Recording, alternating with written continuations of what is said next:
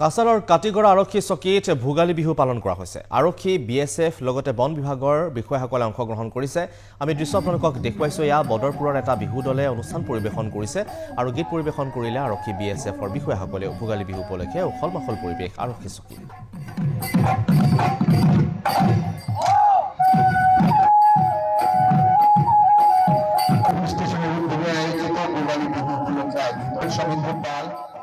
সকলোকে মই মানে এইটো ভোগালী বিহু শুভেচ্ছা জনালো আৰু আজি আমাৰ ইয়াত থানাত মানে এইটো আমাৰ এছপি ছাৰৰ মানে মোৰ পাৰমিশন লৈ মানে আমি বিহু পাতিছিলো। ইয়াত খুব ভাল হৈছে আৰু আমাৰ মানে বৰগুলৰ পৰা মানে হুচুৰি পাৰ্টি আহি আমাৰ খুব আনন্দ হৈছে আৰু ভাল লাগিল আৰু প্ৰগ্ৰাম আৰু ভালে ভালে এতিয়া শেষ হৈছে আৰু আগন্তুক দিনত থাকিলে আৰু বিহু পাতিম আৰু।